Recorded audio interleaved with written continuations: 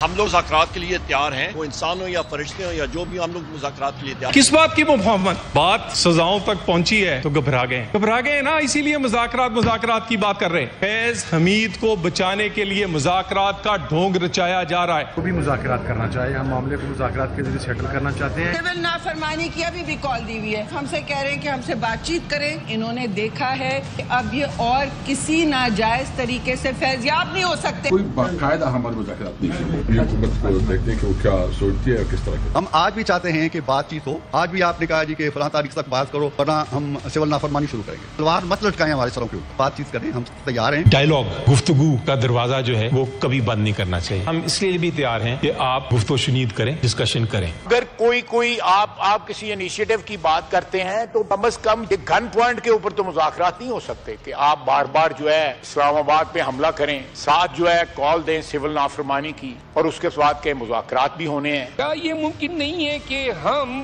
اس ایوان کی کوئی کمیٹی بنا دیں، بیٹھ جائیں، کیا غلطیاں ہیں، کیا ہمارے ٹیوارز ہونے چاہیے، اور کیا یہ ہمارا فرض نہیں ہے کہ اس ملک کو اس غیر یقینی صورتحال سے نکالے؟ آپ کی طرف سے تو کبھی ایک لفظ نہیں کہا گیا آج تک۔ ہم نے مذاکرات کرنے کے لیے کمیٹی بنائی، وہ کمیٹی جو ہے وہ کم از کم حکومت کو ایک آفیشیل سیریس میسج دینے کے لیے یہ میسج تو دے سکتے ہیں کہ جناب یہ کمیٹی ہے، اس میں سیریس ہیں اور ہم بات کرنا چاہتے ہیں، پولیٹیکل ڈائلاگ کرنا چاہتے ہیں۔ ہم خود سے کوئی کام نہیں کرتے، خان صاحب ہی سب کچھ سمجھتے ہیں، خان صاحب ہی ہدایات دیتے ہیں، خان صاحب ہی نے کمیٹی بنائی ہے۔ مذاکرات کے لیے انہوں نے ذکر کیا تھا اور ہمارے جو کچھ مطالبات ہیں اس مطالبات کے تناظر میں خان صاحب نے ذکر کیا ہے۔ اگر اس کے آگے پیش رفت ہو جاتی ہے تو بڑے عرصے سے ہم کہہ رہے ہیں کہ سیاسی مسائل کا حل سیاسی طور پہ جو ڈھونڈنا ہوگا، وہ رابطے انشاءاللہ تعالیٰ ہو جائیں گے، جس سے رابطہ ہونا ہے وہ رابطے کر لیں گے۔ کل جو ماحول بنا، جو شیر افضل مروت صاحب نے بات کی، جو خواجہ آصف صاحب نے بات کی اور رانا ثناء اللہ صاحب نے بات کی، وہ میں نے دیکھی۔ اسپیکر کا دفتر، اسپیکر کا گھر 24 گھنٹے کھلا ہے۔ اگر اپوزیشن اور گورنمنٹ تشریف لانا چاہیں اور مذاکرات کی بات کرنا چاہیں، مل بیٹھ کے تلخی ختم کرنے کی بات کرنا چاہیں، لا اینڈ آرڈر کی سچویشن ہے اس کے اوپر نظر ڈالی جائے، ان ساری چیزوں کے اوپر اسپیکر کا دفتر ہے۔ جب تک میں اسپیکر ہوں میں اس میں انشاءاللہ کوئی کمی نہیں آنے دوں گا، اور میرے لیے قابل احترام ہے میرے ممبران ٹریجری کے ہیں چاہے وہ اپوزیشن کے۔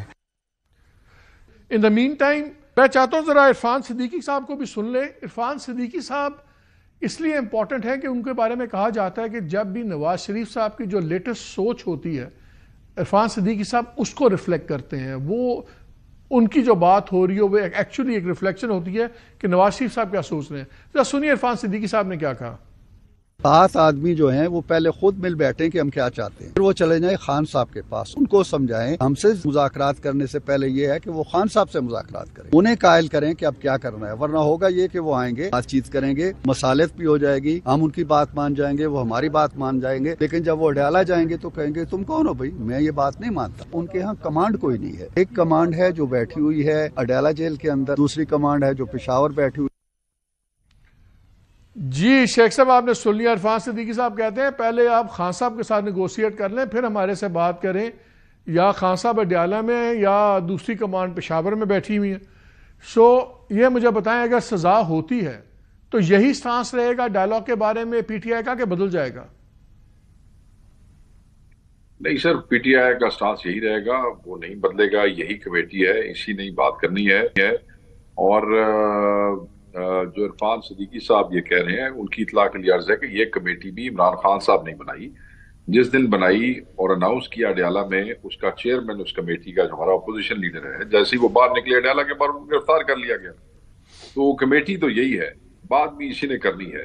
اور کنسرن کوارٹرز کے لیے ہم نے ایک ونڈو اوپن کی ہے عمران خان صاحب نے، جو پریویلنگ سچویشن ہے آفٹر اسلام آباد کے جو قتال ہے جس میں ہمارے لوگ شہید ہوئے ہیں، اور جس طریقے سے پرائم منسٹر اور ان کی کیبنٹ نے 245 دفعہ جو ہے وہ انووک کیا اور لوگوں پہ گولیاں چلوائیں، تو اس سے جو سچویشن پیدا ہو رہی ہے اس کو سامنے رکھتے ہوئے خان صاحب نے کہا جی ٹھیک ہے، ہمیشہ یہ کہتے ہیں کہ ہم مذاکرات نہیں کرتے، حالانکہ یہ غلط ہے۔ آج سے 6 مہینے پہلے بھی ہم نے 3 آدمی نومینیٹ کیے تھے، ہم دوبارہ ایک جو کمیٹی ہے اس کی وہ ہم نے اناؤنس کر دی۔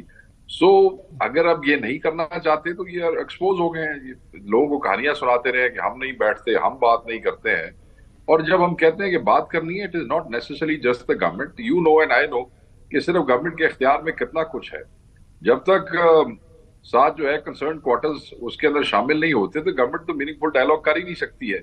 وہ کیسے شروع ہوں گے، کب شروع ہوں گے، وہ تو بعد کی بات ہے. کنسرن کوارٹرز کیا آپ فوج کی بات کر رہے ہیں؟ میں سر اسٹیبلشمنٹ کی بات کر رہا ہوں. اسٹیبلشمنٹ کون ہے؟ اور تسی ڈیفائن کر لو، تسی تو میرے تو بہت پرانے ہو. میں تو خیال ہے جب بھی ہم اسٹیبلشمنٹ کا لفظ یوز کرتے ہیں ہم تو فوجی قیادت کی بات کر رہے ہوتے ہیں.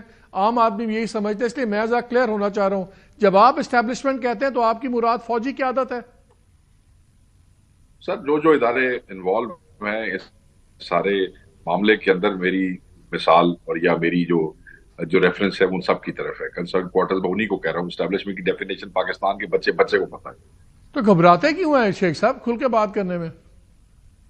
سر میں جناب نو کی کہہ رہے عبد المالک دی بجائے اگر میں تہاڈا کوئی نک نیم لے چھڈا تے تانوں کوئی اعتراض ہوئے گا. تسی کی کہو تے ناراض ہو جاؤ گے میرا نک نیم کیوں لے رہے ہو، کی کرتے تسی؟